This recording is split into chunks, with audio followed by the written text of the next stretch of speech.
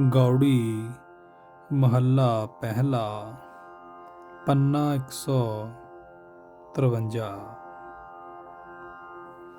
ਹੇ ਭਾਈ, ਸਾਰੇ ਜੀਵ ਸਰੀਰਕ ਮੌਤ ਰੂਪ ਹੁਕਮ ਪ੍ਰਭੂ ਦੀ ਹਜ਼ੂਰੀ ਵਿੱਚੋਂ ਲਿਖਾ ਕੇ ਜੰਮਦੇ ਹਨ। ਭਾਵ ਇਹ ਰੱਬੀ ਨਿਯਮ ਹੈ ਕਿ ਜੋ ਜੰਮਦਾ ਹੈ ਉਸਨੇ ਮਰਨਾ ਵੀ ਜ਼ਰੂਰ ਹੈ। ਸੋ ਇੱਥੇ ਸਰੀਰਕ ਤੌਰ ਤੇ ਕਿਸੇ ਨੇ ਸਦਾ ਨਹੀਂ ਟਿਕੇ ਰਹਿਣਾ।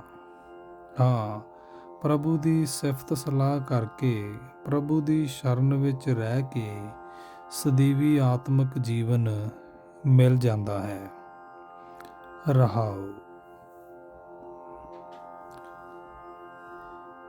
ਜਿਸ ਮਨੁੱਖ ਨੂੰ ਗੁਰੂ ਮਿਲ ਪੈਂਦਾ ਹੈ, ਉਸ ਨੂੰ ਉਹ ਮੌਤ ਵਿਖਾ ਦਿੰਦਾ ਹੈ। ਵਿਕਾਰਾਂ ਵੱਲੋਂ ਉਹ ਮੌਤ ਉਸਦੇ ਜੀਵਨ ਤਜਰਬੇ ਵਿੱਚ ਲਿਆ ਦਿੰਦਾ ਹੈ। ਜਿਸ ਮੌਤ ਦਾ ਆਨੰਦ ਤੇ ਉਸ ਤੋਂ ਪੈਦਾ ਹੋਏ ਸਦੀਵੀ ਆਤਮਿਕ ਜੀਵਨ ਦਾ ਆਨੰਦ ਉਸ ਮਨੁੱਖ ਨੂੰ ਆਪਣੇ ਹਿਰਦੇ ਵਿੱਚ ਪਿਆਰਾ ਲੱਗਣ ਲੱਗ ਪੈਂਦਾ ਹੈ। ਉਹ ਮਨੁੱਖ ਸਰੀਰ ਆਦਿਕ ਦਾ ਅਹੰਕਾਰ ਦੂਰ ਕਰਕੇ ਉਹ ਆਤਮਿਕ ਅਵਸਥਾ ਪ੍ਰਾਪਤ ਕਰ ਲੈਂਦਾ ਹੈ, ਜਿੱਥੇ ਸੁਰਤ ਉੱਚੀਆਂ ਉਡਾਰੀਆਂ ਲਾਂਦੀ ਰਹੇ। ਜੇ ਸਤਿਗੁਰ ਮਿਲ ਪਏ ਤਾਂ ਮਨੁੱਖ ਦੀ ਦੁਬਿਧਾ ਦੂਰ ਹੋ ਜਾਂਦੀ ਹੈ। ਹਿਰਦੇ ਦਾ ਕੌਲ ਫੁੱਲ ਖਿੜ ਕੇ ਉਸ ਦਾ ਮਨ ਪ੍ਰਭੂ ਦੇ ਚਰਨਾਂ ਵਿੱਚ ਜੁੜਿਆ ਰਹਿੰਦਾ ਹੈ। ਮਨੁੱਖ ਦੁਨੀਆ ਦੀ ਕਿਰਤ ਕਰਦਾ ਕਰਦਾ ਹੀ ਮਾਇਆ ਦੇ ਮੋਹ ਤੋਂ ਉੱਚਾ ਰਹਿੰਦਾ ਹੈ।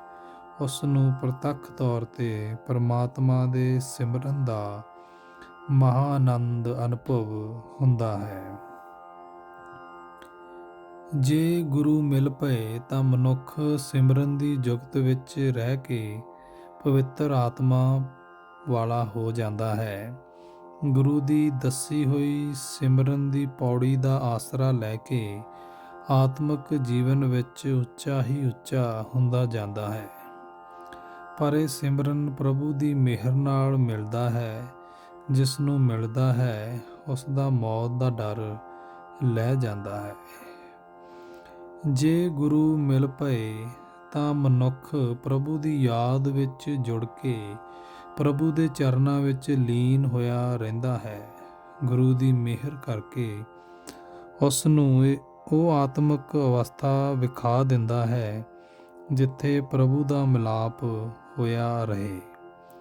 ਹੇ ਨਾਨਕ, ਉਸ ਮਨੁੱਖ ਦੀ ਹਉਮੈ ਦੂਰ ਕਰਕੇ ਗੁਰੂ ਉਸ ਨੂੰ ਪ੍ਰਭੂ ਨਾਲ ਇੱਕ ਮਿੱਕ ਕਰ ਦਿੰਦਾ ਹੈ। ਗੌੜੀ ਮਹੱਲਾ ਪਹਿਲਾ ਪੰਨਾ 154। ਮੈਂ ਆਪਣੇ ਕੀਤੇ ਕਰਮਾਂ ਦੀ ਠੀਕ ਕੀਮਤ ਨਹੀਂ ਜਾਣਦਾ। ਮੈਂ ਇਹਨਾਂ ਨੂੰ ਬਹੁਤ ਮਹੱਤਤਾ ਦਿੰਦਾ ਹਾਂ। ਦੂਜੇ ਪਾਸੇ ਹੇ ਪ੍ਰਭੂ, ਤੇਰੀਆਂ ਬੇਅੰਤ ਦਾਤਾਂ ਮੈਨੂੰ ਮਿਲ ਰਹੀਆਂ ਹਨ, ਉਹਨਾਂ ਨੂੰ ਵੀ ਮੈਂ ਨਹੀਂ ਸਮਝ ਸਕਦਾ। ਇਹ ਖਿਆਲ ਕਰਨਾ ਮੇਰੀ ਭਾਰੀ ਭੁੱਲ ਹੈ ਕਿ ਮੇਰੇ ਕੀਤੇ ਕਰਮਾਂ ਅਨੁਸਾਰ ਮੈਨੂੰ ਮਿਲ ਰਿਹਾ ਹੈ। ਇਹ ਤਾਂ ਤੇਰੀ ਨਿਰੋਲ ਮਿਹਰ ਹੈ, ਤੇਰੀ ਮਿਹਰ ਹੈ। ਤੇਰਾ ਨਾਮ ਹੀ ਮੇਰੀ ਜਾਤ ਹੈ, ਤੇਰਾ ਨਾਮ ਹੀ ਮੇਰਾ ਕਰਮ ਧਰਮ ਹੈ। ਮੈਨੂੰ ਤੇਰੇ ਨਾਮ ਦੀ ਓਟ ਹੈ। ਨਾ ਮਾਣ ਹੈ ਕਿਸੇ ਕੀਤੇ ਕਰਮ ਧਰਮ ਦਾ, ਨਾ ਕਿਸੇ ਉੱਚੀ ਜਾਤ ਦਾ। ਰਹਾਉ। ਜਨਮਾਂ ਜਨਮਾਂਤਰਾਂ ਦੇ ਕੀਤੇ ਕੰਮਾਂ ਦੇ ਸੰਸਕਾਰਾਂ ਦਾ ਸਮੂਹ ਜੋ ਮਨ ਵਿੱਚ ਇਕੱਠਾ ਹੋਇਆ ਪਿਆ ਹੈ, ਕਰਮਾਂ ਦੇ ਰਾਹੀਂ ਕੋਈ ਮਨੁੱਖ ਮਿਟਾ ਨਹੀਂ ਸਕਦਾ। ਇਸੇ ਤਰ੍ਹਾਂ ਅਗਾਂਹ ਲਈ ਵੀ ਕਰਮ ਧਰਮ ਤੋਂ ਚੰਗੇ ਨਤੀਜੇ ਦੀ ਆਸ ਵਿਅਰਥ ਹੈ। ਕੋਈ ਸਮਝ ਨਹੀਂ ਸਕਦਾ ਕਿ ਆਉਣ ਵਾਲੇ ਜੀਵਨ ਸਮੇਂ ਵਿੱਚ ਕੀ ਵਾਪਰੇਗਾ। ਕਰਮਾਂ ਦਾ ਆਸਰਾ ਛੱਡੋ, ਪ੍ਰਭੂ ਦੀ ਰਜ਼ਾ ਵਿੱਚ ਤੁਰਨਾ ਸਿੱਖੋ। ਕਰਮਾਂ ਦਾ ਆਸਰਾ ਛੱਡੋ, ਪ੍ਰਭੂ ਦੀ ਰਜ਼ਾ ਵਿੱਚ ਤੁਰਨਾ ਸਿੱਖੋ। ਜਗਤ ਵਿੱਚ ਜੋ ਕੁਝ ਹੋ ਰਿਹਾ ਹੈ, ਪਰਮਾਤਮਾ ਦੀ ਰਜ਼ਾ ਵਿੱਚ ਹੋ ਰਿਹਾ ਹੈ। ਪ੍ਰਭੂ ਤੋਂ ਬਿਨਾਂ ਹੋਰ ਕੋਈ ਕੁਝ ਕਰਨ ਵਾਲਾ ਨਹੀਂ ਹੈ। ਉਸੇ ਦੀ ਭਗਤੀ ਕਰੋ, ਉਸੇ ਦੀ ਭਗਤੀ ਕਰੋ। ਹੇ ਪ੍ਰਭੂ, ਤੂੰ ਦਾਤਾਂ ਦੇਣ ਵਾਲਾ ਇਤਨਾ ਵੱਡਾ ਦਾਤਾ ਹੈ। ਭਗਤੀ ਦੀ ਦਾਤ ਵੀ ਤੂੰ ਆਪ ਹੀ ਦਿੰਦਾ ਹੈ। ਤੇਰੇ ਖਜ਼ਾਨਿਆਂ ਵਿੱਚ ਭਗਤੀ ਦੀ ਦਾਤ ਦੀ ਕੋਈ ਘਾਟ ਨਹੀਂ ਹੈ। ਆਪਣੇ ਕਿਸੇ ਚੰਗੇ ਆਚਰਨ ਵਾਲੇ ਮਨੁੱਖ ਦਾ ਕੀਤਾ ਹੋਇਆ ਅਹੰਕਾਰ ਕੁਝ ਸਵਾਰ ਨਹੀਂ ਸਕਦਾ। ਮਨੁੱਖ ਦੀ ਜਿੰਦ ਤੇ ਸਰੀਰ ਸਭ ਕੁਝ ਤੇਰੇ ਹੀ ਆਸਰੇ ਹੈ। ਜਿਵੇਂ ਤੂੰ ਸਰੀਰ ਦੀ ਪਰਵਰਿਸ਼ ਲਈ ਰੋਜ਼ੀ ਦਿੰਦਾ ਹੈ, ਤਿਵੇਂ ਜਿੰਦ ਨੂੰ ਵੀ ਭਗਤੀ ਦੀ ਖੁਰਾਕ ਦੇਣ ਵਾਲਾ ਤੂੰ ਹੀ ਹੈ। ਹੇ ਪ੍ਰਭੂ, ਤੂੰ ਆਪ ਹੀ ਮੈਨੂੰ ਗੁਰੂ ਦੀ ਮੱਤ ਦੇ ਕੇ, ਮੇਰੇ ਉੱਤੇ ਮਿਹਰ ਕਰਕੇ, ਮੈਨੂੰ ਆਪਣੇ ਚਰਨਾਂ ਵਿੱਚ ਜੋੜ ਕੇ, ਮੇਰਾ ਆਪਾ ਭਾਵ ਮਾਰ ਕੇ ਤੇ ਜਿਵੇਂ ਤੈਨੂੰ ਭਾਉਂਦਾ ਹੈ ਮੈਨੂੰ ਆਪਣਾ ਨਾਮ ਜਪਾ ਕੇ ਮੈਨੂੰ ਆਤਮਿਕ ਜੀਵਨ ਦਿੰਦਾ ਹੈ। ਤੂੰ ਮੇਰੇ ਦਿਲ ਦੀ ਜਾਣਦਾ ਹੈ। ਤੂੰ ਮੇਰੀ ਹਾਲਤ ਵੇਖਦਾ ਹੈ। ਤੂੰ ਮੇਰੇ ਸਿਰ ਉੱਤੇ ਰਾਖਾ ਹੈ। ਮੈਂ ਸਦਾ ਤੇਰੇ ਹੀ ਆਸਰੇ ਹਾਂ। ਮੈਨੂੰ ਆਪਣੇ ਕਿਸੇ ਕਰਮਾਂ ਦਾ ਕੋਈ ਆਸਰਾ ਨਹੀਂ ਹੈ। ਹੇ ਪ੍ਰਭੂ, ਜਿਨ੍ਹਾਂ ਦਾ ਮਨ ਤੇਰੇ ਪਿਆਰ ਵਿੱਚ ਰੰਗਿਆ ਹੋਇਆ ਹੈ, ਉਹਨਾਂ ਦੇ ਸਰੀਰ ਵਿੱਚ ਵਿਕਾਰਾਂ ਦੀ ਮੈਲ ਨਹੀਂ ਹੈ। ਗੁਰੂ ਦੇ ਬਚਨਾਂ ਉੱਤੇ ਤੁਰ ਕੇ, ਗੁਰੂ ਦੇ ਸ਼ਬਦ ਵਿੱਚ ਜੁੜ ਕੇ, ਉਹਨਾਂ ਨੇ ਤੈਨੂੰ ਸਦਾ ਕਾਇਮ ਰਹਿਣ ਵਾਲੇ ਨੂੰ ਪਛਾਣ ਲਿਆ ਹੈ। ਤੇਰੇ ਨਾਲ ਸਾਂਝ ਪਾ ਲਈ ਹੈ। ਕਰਮਾਂ ਦਾ ਆਸਰਾ ਲੈਣ ਦੇ ਤਾਂ ਉਹਨਾਂ ਨੂੰ ਤੇਰੇ ਨਾਮ ਦਾ ਹੀ ਆਸਰਾ ਹੈ। ਉਹ ਸਦਾ ਤੇਰੇ ਨਾਮ ਦੀ ਵਡਿਆਈ ਕਰਦੇ ਰਹਿੰਦੇ ਹਨ। ਹੇ ਨਾਨਕ, ਆਖ ਕਿ ਉਹ ਮਨੁੱਖ ਪ੍ਰਭੂ ਦੀ ਭਗਤੀ ਵਿੱਚ ਰਤੇ ਰਹਿੰਦੇ ਹਨ, ਉਹ ਪ੍ਰਭੂ ਦੀ ਸ਼ਰਨ ਵਿੱਚ ਰਹਿੰਦੇ ਹਨ।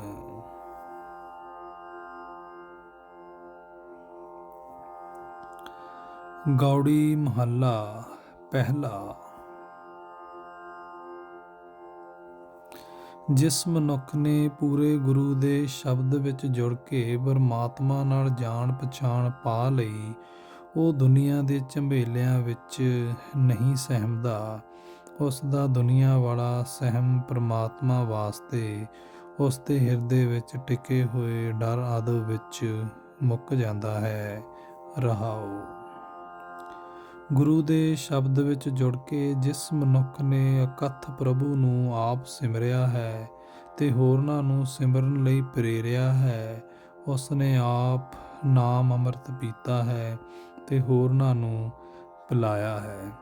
ਉਸ ਨੂੰ ਦੁਨੀਆ ਵਾਲੇ ਹੋਰ ਸਾਰੇ ਸਹਿਮ ਭੁੱਲ ਜਾਂਦੇ ਹਨ, ਕਿਉਂਕਿ ਸਦਾ ਪ੍ਰਭੂ ਦੇ ਨਾਮ ਵਿੱਚ ਲੀਨ ਰਹਿੰਦਾ ਹੈ।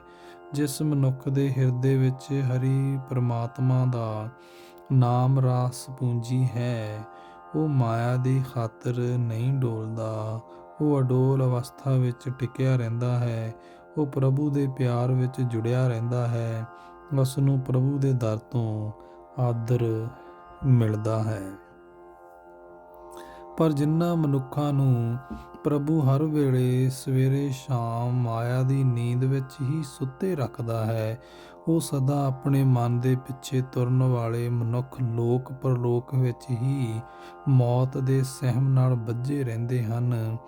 ਜਿਤਨਾ ਚਿਰ ਇੱਥੇ ਹਨ, ਮੌਤ ਦਾ ਸਹਿਮ ਉਹਨਾਂ ਦੇ ਸਿਰ ਉੱਤੇ ਸਵਾਰ ਰਹਿੰਦਾ ਹੈ। ਇਸ ਤੋਂ ਪਿੱਛੋਂ ਵੀ ਜਨਮ ਮਰਨ ਦੇ ਗੇੜ ਵਿੱਚ ਧੱਕੇ ਖਾਂਦੇ ਰਹਿੰਦੇ ਹਨ। ਹੇ ਨਾਨਕ, ਜਿਨ੍ਹਾਂ ਦੇ ਹਿਰਦੇ ਵਿੱਚ ਦਿਨ ਰਾਤ ਹਰ ਵੇਲੇ ਪਰਮਾਤਮਾ ਵਸਦਾ ਹੈ, ਉਹ ਪੂਰਨ ਮਨੁੱਖ ਹਨ। ਉਹ ਡੋਲਦੇ ਨਹੀਂ। ਜਿਨ੍ਹਾਂ ਨੂੰ ਪਰਮਾਤਮਾ ਮਿਲ ਪਿਆ ਹੈ, ਉਹਨਾਂ ਦੀਆਂ ਸਭ ਭਟਕਣਾਂ ਮੁੱਕ ਜਾਂਦੀਆਂ ਹਨ। ਗੌੜੀ ਮਹੱਲਾ ਪਹਿਲਾ। ਜਨਮ ਮਰਨ ਦਾ ਗੇੜ ਮਾਨੋ ਇੱਕ ਘੁੰਮਣ ਘੇਰੀ ਹੈ। ਇਸ ਵਿੱਚੋਂ ਪਰਮਾਤਮਾ ਦੀ ਭਗਤੀ ਅਤੇ ਗੁਰੂ ਦੀ ਦੱਸੀ ਹੋਈ ਕਾਰ ਕਰਕੇ ਪਾਰ ਲੰਘ ਜਾਈਦਾ ਹੈ। ਜਿਹੜਾ ਲੰਘ ਜਾਂਦਾ ਹੈ ਉਸ ਨੂੰ ਮੁੜ ਨਾ ਜਨਮ ਹੁੰਦਾ ਹੈ ਨਾ ਮੌਤ ਹੁੰਦੀ ਹੈ। ਉਹ ਅਵਸਥਾ ਨੂੰ ਤੁਰੀਆ ਅਵਸਥਾ ਕਹਿ ਲਵੋ। ਰਹਾਓ। ਚਾਰੇ ਵੇਦ ਜਿਸ ਤ੍ਰਿਗੁਣੀ ਸੰਸਾਰ ਦਾ ਜ਼ਿਕਰ ਕਰਦੇ ਹਨ, ਜੋ ਮਨੁੱਖ ਪ੍ਰਭੂ ਭਗਤੀ ਤੋਂ ਸੱਖਣਾ ਹੈ ਤੇ ਉਸੇ ਤ੍ਰਿਗੁਣੀ ਸੰਸਾਰ ਨਾਲ ਹੀ ਹਿੱਤ ਕਰਦਾ ਹੈ, ਉਹ ਜੰਮਦਾ ਮਰਦਾ ਹੈ। ਉਹ ਜਨਮ ਮਰਨ ਦੀ ਘੁੰਮਣ ਘੇਰੀ ਵਿੱਚ ਪਿਆ ਰਹਿੰਦਾ ਹੈ। ਅਜਿਹੇ ਮਨੁੱਖ ਜੋ ਵੀ ਵਿਆਖਿਆ ਕਰਦੇ ਹਨ, ਮਨ ਦੀਆਂ ਤਿੰਨਾਂ ਅਵਸਥਾਵਾਂ ਦਾ ਹੀ ਜ਼ਿਕਰ ਕਰਦੇ ਹਨ। ਜਿਸ ਅਵਸਥਾ ਵਿੱਚ ਜੀਵ ਆਤਮਾ ਪਰਮਾਤਮਾ ਨਾਲ ਇੱਕ ਰੂਪ ਹੋ ਜਾਂਦਾ ਹੈ, ਉਹ ਬਿਆਨ ਨਹੀਂ ਕੀਤੀ ਜਾ ਸਕਦੀ। ਗੁਰੂ ਦੀ ਸ਼ਰਨ ਪੈ ਕੇ ਪਰਮਾਤਮਾ ਨਾਲ ਡੂੰਘੀ ਜਾਣ ਪਛਾਣ ਪਾ ਲਵੋ। ਇਹ ਹੈ ਤੁਰੀਆ ਅਵਸਥਾ। ਹਰੇਕ ਜੀਵ ਧਰਮ ਅਰਥ ਕਾਮ ਮੋਖ। ਹਰੇਕ ਜੀਵ ਧਰਮ ਅਰਥ ਕਾਮ ਮੋਖ ਭਾਵ ਮੁਕਤੀ, ਇਹਨਾਂ ਚਾਰ ਪਦਾਰਥਾਂ ਦਾ ਜ਼ਿਕਰ ਤਾਂ ਕਰਦਾ ਹੈ। ਸਿਮਰਤੀਆਂ ਸ਼ਾਸਤਰਾਂ ਦੇ ਪੰਡਤਾਂ ਦੇ ਮੂੰਹੋਂ ਵੀ ਇਹੀ ਸੁਣੀਦਾ ਹੈ। ਪਰ ਮੁਕਤ ਪਦਾਰਥ ਕੀ ਹੈ? ਉਹ ਅਵਸਥਾ ਕਿਹੋ ਜਿਹੀ ਹੈ ਜਿੱਥੇ ਜੀਵ ਤਿੰਨਾਂ ਗੁਣਾਂ ਦੇ ਪ੍ਰਭਾਵ ਤੋਂ ਨਿਰਲੇਪ ਹੋ ਜਾਂਦਾ ਹੈ। ਗੁਰੂ ਦੀ ਸ਼ਰਨ ਪੈਣ ਤੋਂ ਬਿਨਾਂ ਇਸ ਦਾ ਅਨੁਭਵ ਨਹੀਂ ਹੋ ਸਕਦਾ। ਇਹ ਪਦਾਰਥ ਪਰਮਾਤਮਾ ਦੀ ਭਗਤੀ ਕੀਤਿਆਂ ਮਿਲਦਾ ਹੈ। ਜਿਸ ਮਨੁੱਖ ਦੇ ਹਿਰਦੇ ਵਿੱਚ ਪਰਮਾਤਮਾ ਆ ਵਸਦਾ ਹੈ, ਉਸ ਨੂੰ ਭਗਤੀ ਦੀ ਪ੍ਰਾਪਤੀ ਹੋ ਗਈ ਤੇ ਇਹ ਭਗਤੀ ਗੁਰੂ ਦੇ ਰਾਹੀਂ ਹੀ ਮਿਲਦੀ ਹੈ। ਜਿਸ ਮਨੁੱਖ ਦੇ ਹਿਰਦੇ ਵਿੱਚ ਪਰਮਾਤਮਾ ਆ ਵਸਦਾ ਹੈ, ਉਸ ਨੂੰ ਭਗਤੀ ਦੀ ਪ੍ਰਾਪਤੀ ਹੋ ਗਈ ਤੇ ਇਹ ਭਗਤੀ ਗੁਰੂ ਦੇ ਰਾਹੀਂ ਹੀ ਮਿਲਦੀ ਹੈ। ਪਰਮਾਤਮਾ ਦੀ ਭਗਤੀ ਦੀ ਰਾਹੀਂ ਹੀ ਮੁਕਤੀ ਪਦਾਰਥ ਦਾ ਆਨੰਦ ਮਾਣੀਦਾ ਹੈ। ਇਹ ਉੱਚੇ ਤੋਂ ਉੱਚਾ ਆਨੰਦ ਗੁਰੂ ਦੀ ਸਿੱਖਿਆ ਤੇ ਤੁਰਿਆਂ ਹੀ ਮਿਲਦਾ ਹੈ। ਜਿਸ ਮਨੁੱਖ ਨੇ ਮੁਕਤੀ ਦਾ ਆਨੰਦ ਹਾਸਲ ਕਰ ਲਿਆ, ਗੁਰੂ ਨੇ ਸਰਬ ਸੁਖ ਦਾਤਾ ਦੀਨਾਨਾਥ ਪ੍ਰਭੂ ਆਪ ਵੇਖ ਕੇ ਜਿਸ ਮਨੁੱਖ ਨੂੰ ਵਿਖਾ ਦਿੱਤਾ, ਉਸ ਨੂੰ ਦੁਨੀਆ ਦੀਆਂ ਆਸਾਂ ਦੇ ਅੰਦਰ ਰਹਿੰਦਿਆਂ ਹੀ ਆਸਾਂ ਤੋਂ ਉਪਰਾਮ ਰਹਿਣ ਦੀ ਜਾਂਚ ਗੁਰੂ ਸਿਖਾ ਦਿੰਦਾ ਹੈ। ਇਹ ਨਾਨਕ, ਉਸ ਮਨੁੱਖ ਦਾ ਮਨ ਪ੍ਰਭੂ ਚਰਨਾਂ ਦੇ ਪਿਆਰ ਵਿੱਚ ਰੰਗਿਆ ਰਹਿੰਦਾ ਹੈ। ਗੌੜੀ ਚੇਤੀ ਮਹੱਲਾ ਪਹਿਲਾ।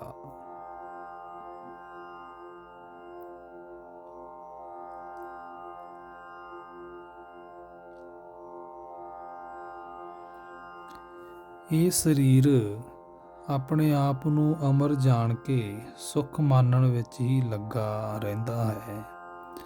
ਇਹ ਨਹੀਂ ਸਮਝਦਾ ਕਿ ਇਹ ਜਗਤ ਇੱਕ ਖੇਡ ਹੀ ਹੈ। ਇਹ ਮੇਰੇ ਸਰੀਰ, ਤੂੰ ਲੱਭ ਲੋਭ ਕਰ ਰਿਹਾ ਹੈ, ਤੂੰ ਬਹੁਤ ਕੂੜ ਕਮਾ ਰਿਹਾ ਹੈ, ਵਿਅਰਥ ਦੌੜ ਭੱਜ ਹੀ ਕਰ ਰਿਹਾ ਹੈ। ਤੂੰ ਆਪਣੇ ਉੱਤੇ ਲੱਭ ਲੋਭ ਕੂੜ ਆਦਿਕ ਦੇ ਅਸਰ ਹੇਠ ਕੀਤੇ ਮਾੜੇ ਕੰਮਾਂ ਦਾ ਭਾਰ ਚੁੱਕਦਾ ਜਾ ਰਿਹਾ ਹੈ। ਇਹ ਮੇਰੇ ਸਰੀਰ, ਮੈਂ ਤੇਰੇ ਵਰਗੇ ਰੁਲਦੇ ਵੇਖੇ ਹਨ, ਜਿਵੇਂ ਧਰਤੀ ਉੱਤੇ ਸੁਆਹ।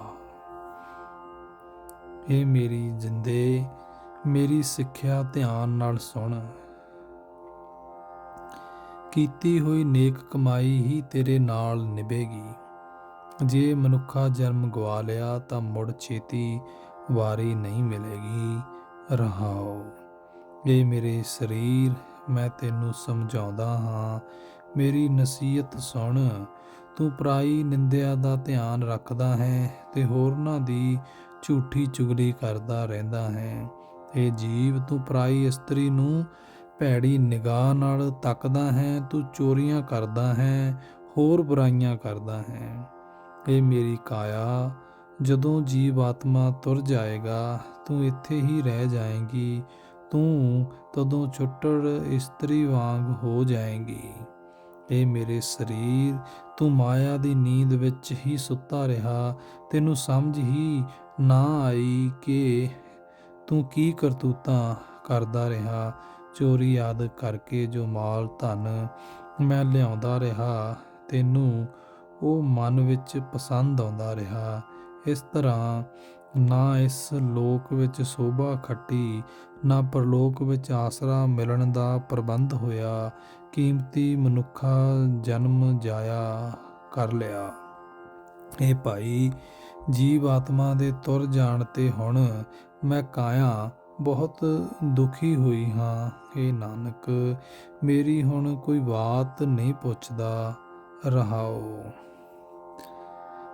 ਹੇ ਨਾਨਕ, ਆਖ ਕਿ ਹੇ ਮੂਰਖ, ਵਧੀਆ ਘੋੜੇ, ਸੋਨਾ ਚਾਂਦੀ, ਕੱਪੜਿਆਂ ਦੇ ਲੱਦ, ਕੋਈ ਵੀ ਸ਼ੈ ਮੌਤ ਵੇਲੇ ਕਿਸੇ ਦੇ ਨਾਲ ਨਹੀਂ ਜਾਂਦੀ। ਸਭ ਇੱਥੇ ਹੀ ਰਹਿ ਜਾਂਦੇ ਹਨ। ਮਿਸਰੀ ਮੇਵੇ ਆਦਿਕ ਵੀ ਮੈਂ ਸਭ ਕੁਝ ਚੱਖ ਕੇ ਵੇਖ ਲਿਆ। ਇਹਨਾਂ ਵਿੱਚ ਵੀ ਇਤਨਾ ਸਵਾਦ ਨਹੀਂ ਹੈ ਹੇ ਪ੍ਰਭੂ, ਜਿਤਨਾ ਤੇਰਾ ਨਾਮ ਮਿੱਠਾ ਹੈ। ਨੀਹਾਂ ਰੱਖ ਰੱਖ ਕੇ ਮਕਾਨਾਂ ਦੀਆਂ ਉਸਾਰੀਆਂ, ਨੀਹਾਂ ਰੱਖ ਰੱਖ ਕੇ ਮਕਾਨਾਂ ਦੀਆਂ ਕੰਧਾਂ ਉਸਾਰੀਆਂ, ਪਰ ਮੌਤ ਆਇਆਂ ਇਹ ਸਵਾਹ ਦੇ ਮੰਦਰਾਂ ਦੀ ਢੇਰੀ ਵਾਂਗ ਹੀ ਹੋ ਗਈਆਂ। ਮਾਇਆ ਦੇ ਖਜ਼ਾਨੇ ਇਕੱਠੇ ਕੀਤੇ ਕਿਸੇ ਨੂੰ ਹੱਥੋਂ ਨਹੀਂ ਦਿੰਦਾ। ਮੂਰਖ ਸਮਝਦਾ ਹੈ ਕਿ ਇਹ ਸਭ ਕੁਝ ਮੇਰਾ ਹੈ, ਪਰ ਇਹ ਨਹੀਂ ਜਾਣਦਾ ਕਿ ਸੋਨੇ ਦੀ ਲੰਕਾ, ਸੋਨੇ ਦੇ ਮਹਿਲ ਰਾਵਣ ਦੇ ਵੀ ਨਾ ਰਹੇ, ਤੂੰ ਕਿਸ ਦਾ ਵਿਚਾਰਾ ਹੈ। ਇਹ ਧਨ ਕਿਸੇ ਦਾ ਵੀ ਨਹੀਂ ਬਣਿਆ। ਇਹ ਮੂਰਖ ਅਣਜਾਣ ਮਨ, ਸੁਣ, ਉਸ ਪਰਮਾਤਮਾ ਦੀ ਰਜ਼ਾ ਹੀ ਵਰਤੇਗੀ। ਲੋਭ ਆਦਿਕ ਛੱਡ ਕੇ ਉਸ ਦੀ ਰਜ਼ਾ ਵਿੱਚ ਤੁਰਨਾ ਸਿੱਖ। ਰਹਾਓ। ਸਾਡਾ ਮਾਲਕ ਪ੍ਰਭੂ ਵੱਡਾ ਸ਼ਾਹੂਕਾਰ ਹੈ। ਅਸੀਂ ਸਾਰੇ ਜੀਵ ਉਸ ਦੇ ਭੇਜੇ ਹੋਏ ਵਣਜਾਰੇ ਵਪਾਰੀ ਹਾਂ। ਇੱਥੇ ਨਾਮ ਵਪਾਰ ਕਰਨ ਆਏ ਹੋਏ ਹਾਂ। ਇਹ ਜਿੰਦ, ਇਹ ਸਰੀਰ ਉਸੇ ਸ਼ਾਹ ਦੀ ਦਿੱਤੀ ਹੋਈ ਰਾਸ ਪੂੰਜੀ ਹੈ। ਉਹ ਆਪ ਹੀ ਮਾਰਦਾ ਹੈ ਤੇ ਆਪ ਹੀ ਜਿੰਦਾ ਕਰ ਦਿੰਦਾ ਹੈ। ਗੌੜੀ ਚੇਤੀ, ਮਹੱਲਾ ਪਹਿਲਾ। ਹੇ ਮੇਰੇ ਮਨ, ਮੇਰੇ ਵੈਰੀ ਪੰਜ ਹਨ, ਮੈਂ ਇਕੱਲਾ ਹਾਂ। ਮੈਂ ਇਹਨਾਂ ਸਾਰਿਆਂ ਤੋਂ ਸਾਰਾ ਘਰ ਭਾਵ ਭਲੇ ਗੁਣ ਕਿਵੇਂ ਬਚਾਵਾਂ। ਹੇ ਭਾਈ, ਇਹ ਪੰਜੇ ਮੈਨੂੰ ਨਿੱਤ ਮਾਰਦੇ ਤੇ ਲੁੱਟਦੇ ਹਨ। ਮੈਂ ਕਿਸ ਤਰ੍ਹਾਂ ਤੇ ਕਿਸ ਪਾਸ ਸ਼ਿਕਾਇਤ ਕਰਾਂ। ਹੇ ਮਨ, ਪਰਮਾਤਮਾ ਦਾ ਨਾਮ ਸਿਮਰ। ਸਾਹਮਣੇ ਜਮਰਾਤ ਦੀ ਭਾਰੀ ਤਕੜੀ ਫੌਜ ਦਿਸ ਰਹੀ ਹੈ, ਭਾਵ ਮੌਤ ਆਉਣ ਵਾਲੀ ਹੈ। ਰਹਾਓ। ਪਰਮਾਤਮਾ ਨੇ ਸਰੀਰ ਬਣਾ ਕੇ ਇਸ ਦੇ ਕੰਨ ਆਦਿਕ 10 ਦਰਵਾਜ਼ੇ ਬਣਾ ਦਿੱਤੇ। ਉਸ ਦੇ ਹੁਕਮ ਅਨੁਸਾਰ ਇਸ ਸਰੀਰ ਵਿੱਚ ਜਿੰਦ ਇਸਤਰੀ ਆ ਟਿਕੀ, ਪਰ ਇਹ ਜੀਵ ਇਸਤਰੀ ਆਪਣੇ ਆਪ ਨੂੰ ਅਮਰ ਜਾਣ ਕੇ ਸਦਾ ਦੁਨੀਆ ਵਾਲੇ ਚੋਜ ਤਮਾਸ਼ੇ ਕਰਦੀ ਰਹਿੰਦੀ ਹੈ, ਤੇ ਉਹ ਵੈਰੀ ਕਾਮਾਦਿਕ ਵਿਕਾਰ ਪੰਜੇ ਜਣੇ ਅੰਦਰੋਂ ਭਲੇ ਗੁਣ ਲੁੱਟਦੇ ਰਹਿੰਦੇ ਹਨ। ਜਮ ਦੀ ਫੌਜ ਨੇ ਆਖਰ ਸਰੀਰ ਮੱਠ ਢਾਹ ਕੇ ਮੰਦਰ ਲੁੱਟ ਲਿਆ। ਜੀਵ ਇਸਤਰੀ ਇਕੱਲੀ ਹੀ ਫੜੀ ਗਈ। ਜਮ ਦਾ ਡੰਡਾ ਸਿਰ ਤੇ ਵੱਜਾ, ਜਮ ਦਾ ਸੰਗਲ ਗਲ ਵਿੱਚ ਪਿਆ। ਉਹ ਲੁੱਟਣ ਵਾਲੇ ਪੰਜੇ ਜਣੇ ਭੱਜ ਗਏ, ਸਾਥ ਛੱਡ ਗਏ। ਸਾਰੀ ਉਮਰ ਜਦ ਤੱਕ ਜੀਵ ਜਿਉਂਦਾ ਰਿਹਾ, ਵਹੁਟੀ ਸੋਨਾ ਚਾਂਦੀ ਦੇ ਗਹਿਣੇ ਮੰਗਦੀ ਰਹੀ। ਸੰਬੰਧੀ ਮਿੱਤਰ ਖਾਣ ਪੀਣ ਦੇ ਪਦਾਰਥ ਮੰਗਦੇ ਰਹੇ। ਇਹ ਨਾਨਕ, ਇਹਨਾਂ ਦੀ ਖਾਤਰ ਜੀ ਪਾਪ ਕਰਦਾ ਰਹਿੰਦਾ ਹੈ। ਆਖਰ ਪਾਪਾਂ ਦੇ ਕਾਰਨ ਬੱਝਾ ਹੋਇਆ ਜਮ ਦੀ ਨਗਰੀ ਵਿੱਚ ਧੱਕਿਆ ਜਾਂਦਾ ਹੈ। ਗੌੜੀ ਚੇਤੀ ਮਹੱਲਾ ਪਹਿਲਾ।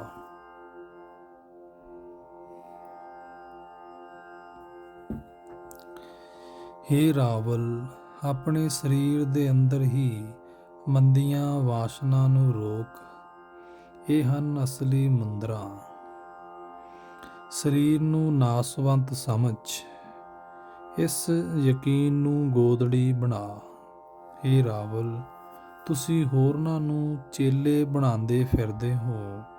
ਆਪਣੇ ਪੰਜੇ ਗਿਆਨ ਇੰਦਰੀਆਂ ਨੂੰ ਵਸ ਕਰੋ, ਚੇਲੇ ਬਣਾਓ। ਆਪਣੇ ਮਨ ਨੂੰ ਡੰਡਾ ਬਣਾਓ ਤੇ ਹੱਥ ਵਿੱਚ ਫੜੋ, ਭਾਵ ਕਾਬੂ ਕਰੋ। ਹੇ ਰਾਵਲ, ਤੂੰ ਗਾਜਰ, ਮੂਲੀ ਆਦਿਕ ਖਾਣ ਵਿੱਚ ਮਨ ਜੋੜਦਾ ਫਿਰਦਾ ਹੈ, ਪਰ ਜੇ ਤੂੰ ਉਸ ਗੁਰ ਸ਼ਬਦ ਵਿੱਚ ਮਨ ਜੋੜੇ ਜਿਸ ਤੋਂ ਬਿਨਾਂ ਕੋਈ ਹੋਰ ਜੀਵਨ ਰਾਹ ਵਿਖਾਣ ਦੇ ਸਮਰੱਥ ਨਹੀਂ ਹੈ, ਤਾਂ ਤੂੰ ਇਸ ਤਰ੍ਹਾਂ ਜੋਗ ਪ੍ਰਭੂ ਚਰਨਾਂ ਵਿੱਚ ਜੁੜਨ ਦਾ ਤਰੀਕਾ ਲੱਭ ਲਏਗਾ। ਰਹਾਓ। ਜੇ ਗੰਗਾ ਦੇ ਕੰਢੇ ਸਿਰ ਮਨਾਇਆ ਗੁਰੂ ਮਿਲਦਾ ਹੈ, ਭਾਵ ਤੁਸੀਂ ਤਾਂ ਗੰਗਾ ਦੇ ਕੰਢੇ ਸਿਰ ਮਨਾ ਕੇ ਗੁਰੂ ਧਾਰਦੇ ਹੋ, ਤਾਂ ਅਸਾਂ ਤਾਂ ਗੁਰੂ ਨੂੰ ਹੀ ਗੰਗਾ ਬਣਾ ਲਿਆ ਹੈ, ਭਾਵ ਸਾਡੇ ਵਾਸਤੇ ਗੁਰੂ ਹੀ ਮਹਾ ਪਵਿੱਤਰ ਤੀਰਥ ਹੈ। ਅੰਨਾ ਰਾਵਲ ਉਸ ਇੱਕ ਮਾਲਕ ਨੂੰ ਨਹੀਂ ਸਿਮਰਦਾ ਜੋ ਤਿੰਨਾਂ ਭਵਨਾਂ ਦੇ ਜੀਵਾਂ ਨੂੰ ਤਾਰਨ ਦੇ ਸਮਰੱਥ ਹੈ। ਹੇ ਜੋਗੀ, ਤੂੰ ਜੋਗ ਦਾ ਵਿਖਾਵਾ ਕਰਕੇ ਨਿਰੀਆਂ ਗੱਲਾਂ ਵਿੱਚ ਹੀ ਲੋਕਾਂ ਦਾ ਮਨ ਪਰਚਾਉਂਦਾ ਹੈ, ਪਰ ਤੇਰਾ ਆਪਣਾ ਸੰਸਾ ਉੱਕਾ ਹੀ ਦੂਰ ਨਹੀਂ ਹੁੰਦਾ। ਜੇ ਤੂੰ ਇੱਕ ਪਰਮਾਤਮਾ ਦੇ ਚਰਨਾਂ ਵਿੱਚ ਚਿੱਤ ਜੋੜੇ, ਤਾਂ ਲੱਭ ਤੇ ਲੋਭ ਦੇ ਕਾਰਨ ਬਣੀ ਹੋਈ ਤੇਰੀ ਭਟਕਣਾ ਦੂਰ ਹੋ ਜਾਏ। ਹੇ ਜੋਗੀ, ਬਹੁਤਾ ਠੱਗੀ ਫਰੇਬ ਦਾ ਬੋਲ ਕਿਉਂ ਬੋਲਦਾ ਹੈ? ਆਪਣਾ ਮਨ ਜੋੜ ਕੇ ਮਾਇਆ ਰਹਿਤ ਪ੍ਰਭੂ ਦਾ ਨਾਮ ਸਿਮਰ। ਰਹਾਓ। ਜਿਸ ਮਨੁੱਖ ਦਾ ਸਰੀਰ ਝੱਲਾ ਹੋਇਆ ਪਿਆ ਹੋਵੇ, ਉਸ ਦੇ ਗਿਆਨ ਇੰਦਰੇ ਵਿਕਾਰਾਂ ਵਿੱਚ ਝੱਲੇ ਹੋਏ ਪਏ ਹੋਣ, ਜਿਸ ਦਾ ਜੀਵ ਆਤਮਾ ਅਣਜਾਣਾ ਹੋਵੇ, ਜ਼ਿੰਦਗੀ ਦਾ ਸਹੀ ਰਾਸਤਾ ਨਾ ਸਮਝਦਾ ਹੋਵੇ, ਉਸ ਦੀ ਸਾਰੀ ਉਮਰ ਮਾਇਆ ਦੀ ਮਮਤਾ ਵਿੱਚ ਲੰਘ ਜਾਂਦੀ ਹੈ। ਤੇ ਨਾਨਕ ਬੇਨਤੀ ਕਰਦਾ ਹੈ ਕਿ ਜਦੋਂ ਮਮਤਾ ਦੇ ਸਾਰੇ ਪਦਾਰਥ ਜਗਤ ਵਿੱਚ ਹੀ ਛੱਡ ਕੇ ਸਰੀਰ ਇਕੱਲਾ ਹੀ ਮਸਾਣਾਂ ਵਿੱਚ ਸੜਦਾ ਹੈ, ਸਮਾਂ ਵਿਹਾ ਜਾਣ ਤੇ ਜੀਵ ਪਛਤਾਉਂਦਾ ਹੈ।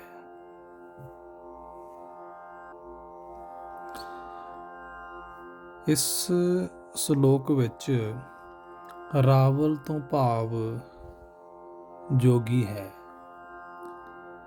ਗੌੜੀ ਚੇਤੀ ਮਹੱਲਾ ਪਹਿਲਾ, ਪੰਨਾ 156।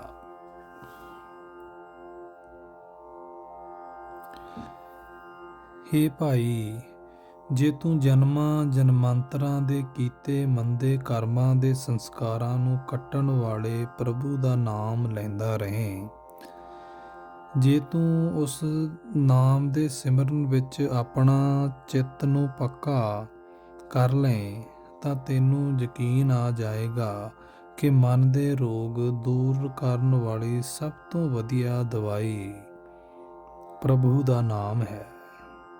ਮਨ ਨੂੰ ਵਸ ਕਰਨ ਵਾਲਾ ਸਭ ਤੋਂ ਵਧੀਆ ਮੰਤਰ ਪ੍ਰਭੂ ਦਾ ਨਾਮ ਹੀ ਹੈ। ਇਹ ਭਾਈ, ਵਿਕਾਰਾਂ ਤੋਂ ਬਚਾ ਸਕਣ ਵਾਲਾ ਮਨ ਦਾ ਰਾਖਾ ਇੱਕ ਪ੍ਰਭੂ ਨਾਮ ਹੀ ਹੈ। ਉਸ ਦੇ ਗੁਣ ਪਛਾਣ। ਪਰ ਜਿਤਨਾ ਚਿਰ ਤੇਰੇ ਤ੍ਰਿਗੁਣੀ ਇੰਦਰੇ ਸੰਸਾਰ ਦੇ ਮੋਹ ਵਿੱਚ ਰੁੱਝੇ ਹੋਏ ਹਨ, ਉਸ ਅਲੱਖ ਪਰਮਾਤਮਾ ਨੂੰ ਸਮਝਿਆ ਨਹੀਂ ਜਾ ਸਕਦਾ। ਰਹਾਓ। ਇਹ ਭਾਈ, ਅਸੀਂ ਤਾਂ ਜੀਵਾਂ ਨੇ ਮਾਇਆ ਦੀ ਪੰਡ ਹਰ ਵੇਲੇ ਸਿਰ ਉੱਤੇ ਚੁੱਕੀ ਹੋਈ ਹੈ। ਸਾਨੂੰ ਤਾਂ ਆਪਣੇ ਅੰਦਰ ਮਾਇਆ ਸ਼ੱਕਰ ਖੰਡ ਵਰਗੀ ਮਿੱਠੀ ਲੱਗ ਰਹੀ ਹੈ। ਸਾਡੇ ਭਾਅ ਦੀ ਤਾਂ ਮਾਇਆ ਦੇ ਮੋਹ ਦੀ ਹਨੇਰੀ ਰਾਤ ਪਈ ਹੋਈ ਹੈ, ਜਿਸ ਵਿੱਚ ਸਾਨੂੰ ਕੁਝ ਨਹੀਂ ਦਿਸਦਾ, ਤੇ ਉਧਰੋਂ ਜਮ ਚੂਹਾ ਸਾਡੀ ਉਮਰ ਦੀ ਲੱਜ ਟੁੱਕਦਾ ਜਾ ਰਿਹਾ ਹੈ, ਉਮਰ ਘਟਦੀ ਜਾ ਰਹੀ ਹੈ। ਇਹ ਭਾਈ, ਆਪਣੇ ਮਨ ਦੇ ਪਿੱਛੇ ਤੁਰ ਕੇ ਮਨੁੱਖ ਜਿਤਨਾ ਵੀ ਉਦਮ ਕਰਦੇ ਹਨ, ਉਤਨਾ ਹੀ ਦੁੱਖ ਵਾਪਰਦਾ ਹੈ। ਲੋਕ ਪਰਲੋਕ ਵਿੱਚ ਸੋਭਾ ਉਹਨਾਂ ਨੂੰ ਮਿਲਦੀ ਹੈ ਜੋ ਗੁਰੂ ਦੇ ਸਨਮੁਖ ਰਹਿੰਦੇ ਹਨ। ਜੋ ਨਿਯਮ ਉਸ ਪਰਮਾਤਮਾ ਨੇ ਬਣਾ ਦਿੱਤਾ ਹੈ, ਉਹੀ ਵਰਤਦਾ ਹੈ। ਉਸ ਨਿਯਮ ਅਨੁਸਾਰ ਜਨਮਾਂ ਜਨਮਾਂਤਰਾਂ ਦੇ ਕੀਤੇ ਕਰਮਾਂ ਦੇ ਸੰਸਕਾਰਾਂ ਦਾ ਸਮੂਹ ਜੋ ਸਾਡੇ ਮਨ ਵਿੱਚ ਟਿਕਿਆ ਪਿਆ ਹੈ, ਆਪਣੇ ਹੀ ਮਨ ਦੇ ਪਿੱਛੇ ਤੁਰਿਆ ਮਿਟਾਇਆ ਨਹੀਂ ਜਾ ਸਕਦਾ। ਨਾਨਕ ਆਖਦਾ ਹੈ, ਜੋ ਮਨੁੱਖ ਪ੍ਰਭੂ ਦੇ ਚਰਨਾਂ ਵਿੱਚ ਪ੍ਰੀਤ ਜੋੜ ਕੇ ਉਸ ਦੇ ਪ੍ਰੇਮ ਵਿੱਚ ਰੰਗੇ ਰਹਿੰਦੇ ਹਨ, ਉਹਨਾਂ ਦੇ ਮਨ ਪ੍ਰੇਮ ਰਸ ਨਾਲ ਸਦਾ ਨੱਕਾ ਨੱਕ ਭਰੇ ਰਹਿੰਦੇ ਹਨ। ਉਹ ਪ੍ਰੇਮ ਤੋਂ ਖਾਲੀ ਨਹੀਂ ਹੁੰਦੇ। ਜੇ ਸਾਡਾ ਮੂਰਖ ਮਨ ਉਹਨਾਂ ਦੇ ਚਰਨਾਂ ਦੀ ਧੂੜ ਬਣੇ ਤਾਂ ਇਸ ਨੂੰ ਵੀ ਕੁਝ ਪ੍ਰਾਪਤੀ ਹੋ ਜਾਏ। ਗੌੜੀ ਚੇਤੀ, ਮਹੱਲਾ ਪਹਿਲਾ, ਪੰਨਾ 156।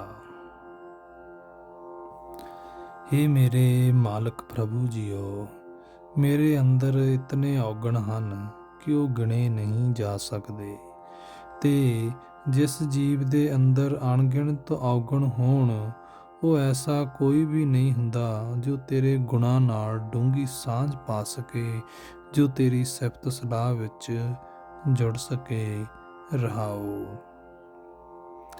ਇਹ ਮੇਰੇ ਸਾਹਿਬ, ਅਣਗਿਣਤ ਔਗਣਾਂ ਦੇ ਕਾਰਨ ਹੀ ਸਾਨੂੰ ਅਨੇਕਾਂ ਜੂਨਾਂ ਵਿੱਚ ਭਟਕਣਾ ਪੈਂਦਾ ਹੈ। ਅਸੀਂ ਕੀ ਦੱਸੀਏ ਕਿ ਜਦੋਂ ਦੀ ਸਾਡੀ ਕੋਈ ਮਾਂ ਹੈ, ਕਦੋਂ ਦਾ ਭਾਵ ਕਿਸ ਜੂਨ ਦਾ ਸਾਡਾ ਕੋਈ ਪਿਓ ਹੈ। ਇਹ ਮੇਰੇ ਸਾਹਿਬ, ਅਣਗਿਣਤ ਔਗਣਾਂ ਦੇ ਕਾਰਨ ਹੀ ਸਾਨੂੰ ਅਨੇਕਾਂ ਜੂਨਾਂ ਵਿੱਚ ਭਟਕਣਾ ਪੈਂਦਾ ਹੈ। ਅਸੀਂ ਕੀ ਦੱਸੀਏ ਕਿ ਕਦੋਂ ਦੀ ਸਾਡੀ ਕੋਈ ਮਾਂ ਹੈ, ਕਦੋਂ ਦਾ ਭਾਵ ਕਿਸ ਜੂਨ ਦਾ ਸਾਡਾ ਕੋਈ ਪਿਓ ਹੈ, ਕਿਸ ਕਿਸ ਥਾਂ ਤੋਂ ਜੂਨ ਵਿੱਚੋਂ ਹੋ ਕੇ ਅਸੀਂ ਹੁਣ ਇਸ ਮਨੁੱਖਾ ਜਨਮ ਵਿੱਚ ਆਏ ਹਾਂ। ਇਹਨਾਂ ਔਗਣਾਂ ਦੇ ਕਾਰਨ ਹੀ ਸਾਨੂੰ ਇਹ ਵਿਚਾਰ ਵੀ ਨਹੀਂ ਫੁਰਦੀ ਕਿ ਅਸੀਂ ਕਿਸ ਮਨੋਰਥ ਵਾਸਤੇ ਪਿਤਾ ਦੇ ਬੀਰਜ ਨਾਲ ਮਾਂ ਦੇ ਪੇਟ ਦੀ ਅੱਗ ਵਿੱਚ ਨਿੰਮੇ ਤੇ ਕਾਹਦੇ ਵਾਸਤੇ ਪੈਦਾ ਕੀਤੇ ਗਏ।